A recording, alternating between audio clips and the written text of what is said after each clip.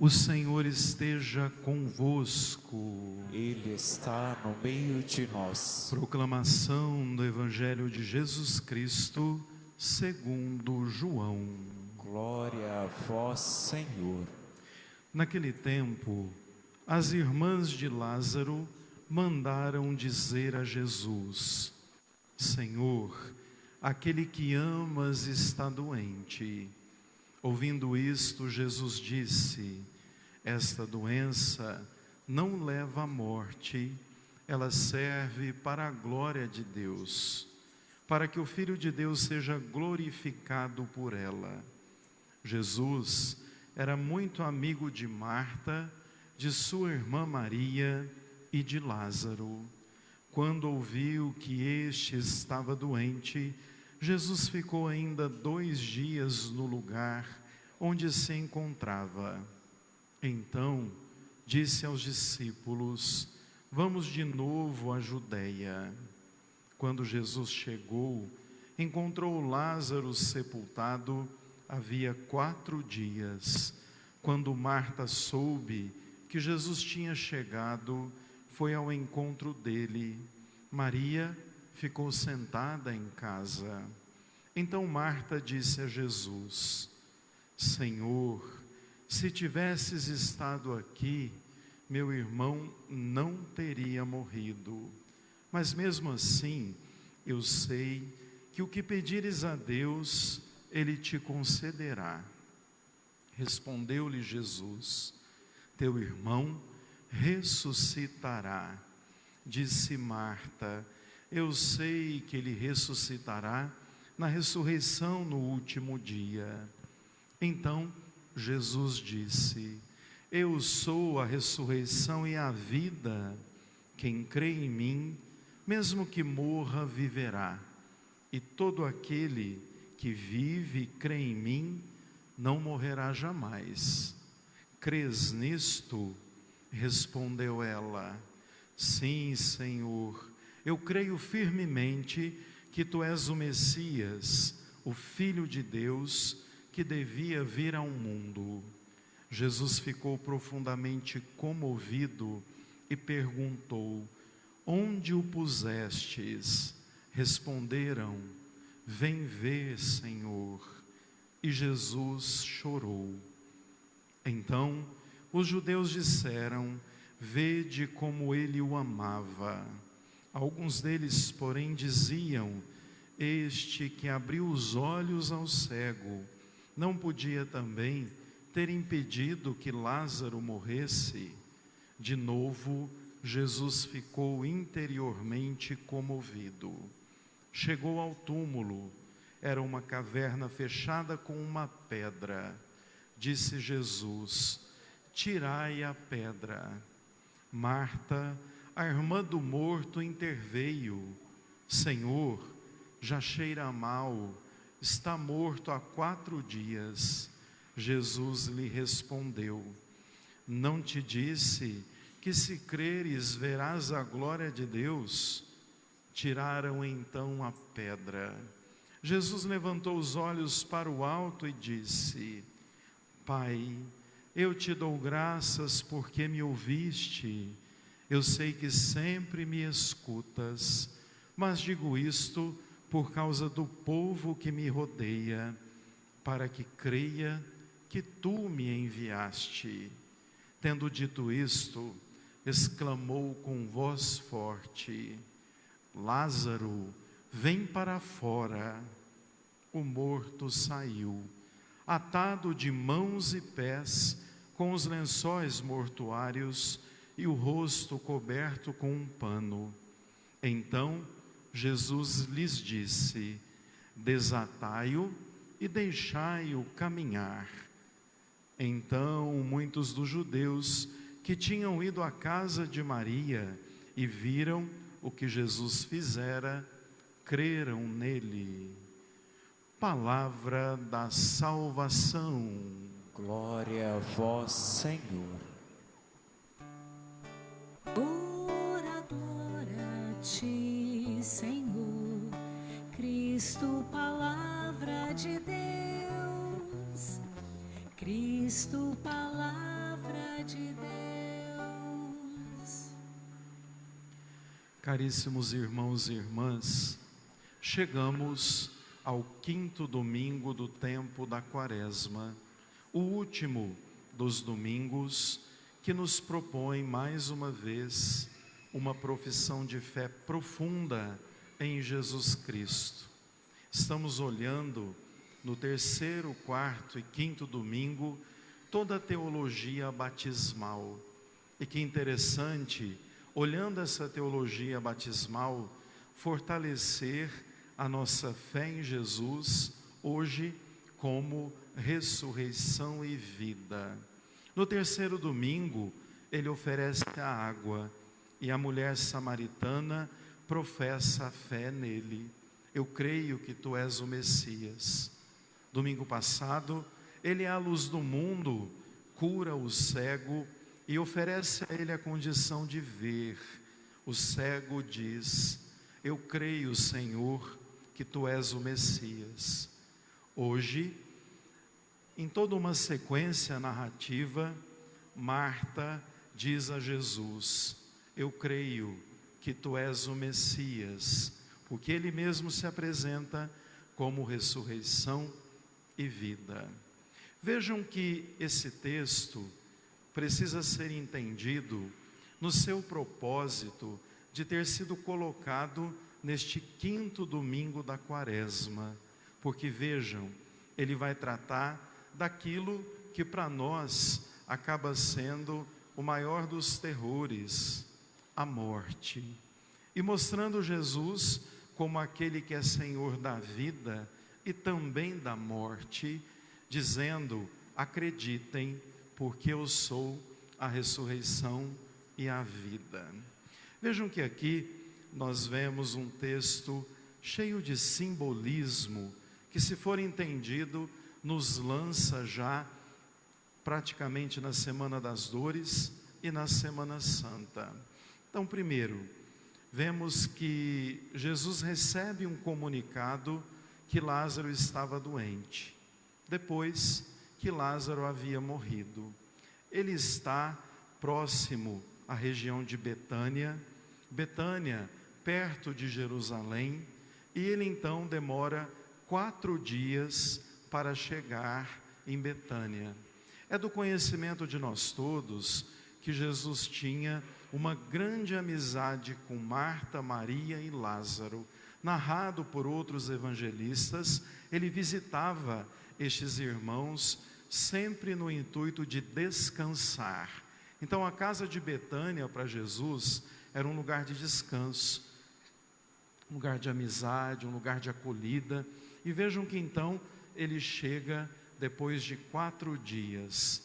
4 é muito importante de ser percebido nesse texto, porque na cultura judaica eles não embalsamavam os corpos. O corpo era amarrado, jogava-se a mirra e sepultava numa caverna. Diferente de nós que preparamos o corpo e sepultamos na terra. Então havia essa prática. E se o morto não empurrasse a pedra em 3 dias, é sinal de que de fato ele estava morto. Então, para declarar que alguém havia morrido, somente no 4º dia. Por isso, inclusive, que Jesus ressuscita no 3º, porque ele vence a morte de forma sublime. Vejam então que Jesus chega a Betânia. Narra-nos também que Maria fica em casa, sentada com todos aqueles que estavam comovidos com a morte de Lázaro, com os amigos, e Marta, como sempre, mais atiradinha, mais acelerada, ela sai correndo e vai receber Jesus na entrada da cidade. Ela nem deixa ele chegar na casa deles, ela corre ao encontro dele. Marta, na verdade, chega e diz a Jesus: Senhor, se você tivesse chegado antes, ele não tinha morrido, ele te amava, e você não permitiria que ele tivesse experimentado a morte. E Jesus diz: a morte de Lázaro, ela na verdade é para que a gente compreenda e contemple a glória de Deus.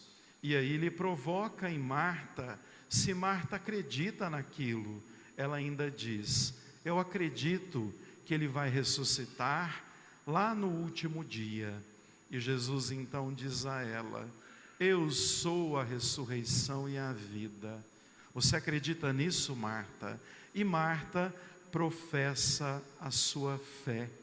Eu creio, Senhor. Eu creio que Tu és o Messias.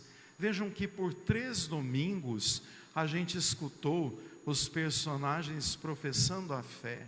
Na simbologia da água, da luz e da vida nova que o batismo nos proporciona, hoje a gente entende a nova identidade daquele que passa pelas águas batismais, mas antes precisa professar a sua fé. E aí vejam que então, depois daquele diálogo, há 2 momentos que narra que Jesus se comove. Ele sente por dentro a dor de Marta e daqueles que a acompanhavam. E em determinado momento é narrado o menor versículo do Evangelho: Jesus chorou. A gente pode pensar muitas vezes que Deus é indiferente à nossa dor, ou que Ele não se importa conosco, ou algumas vezes inclusive a gente briga com Deus, a gente se revolta quando perde pessoas queridas, a gente não quer, e a nossa maior e mais forte atitude é duvidar de Deus, é questionar a Ele. E aí a gente vê no Evangelho que Ele também chora. Ele chora a dor humana, Ele chora a dor do homem, e não é indiferente. Só que Ele diz: eu sou a ressurreição e a vida, confiem em mim. Essa vida é muito pequena para o amor de Deus. E aí Ele diz: se eu sou a ressurreição e a vida, creiam. Se não fosse isso, Ele teria dito. Portanto, somos chamados a acreditar e a confiar que Ele é o Senhor da vida e o vitorioso da morte. Aí vejam, Jesus então chama as irmãs e diz: vamos lá para o sepulcro onde Ele está sepultado. Chegando lá, Jesus pede que tirem a pedra. Marta imediatamente diz: não, não, Senhor, já é o 4º dia, ele já começou a se decompor, ele já está fedendo, né? A ideia inclusive era essa, que no 4º dia começava a decomposição, e depois de 1 ano, 1 ano e meio, eles abriam a pedra, pegavam os ossos e sepultavam. Então veja, Marta diz a Jesus: não, não abre, não abre. E Jesus então ordena: tirem a pedra. Aqui eu faço um parêntese interessante com o simbolismo da pedra no Evangelho. A pedra, ela aparece na Bíblia de inúmeras formas, mas algumas delas deveriam chamar a nossa atenção. A pedra que queriam matar a mulher adúltera, a pedra que muitas vezes no caminho atrapalha a passagem, e a pedra no túmulo. A gente precisa perceber que mover a pedra é um exercício quaresmal. Quais são as pedras da nossa história que precisam ser retiradas? O que na verdade empedra o nosso coração de reconhecer Jesus como ressurreição e vida?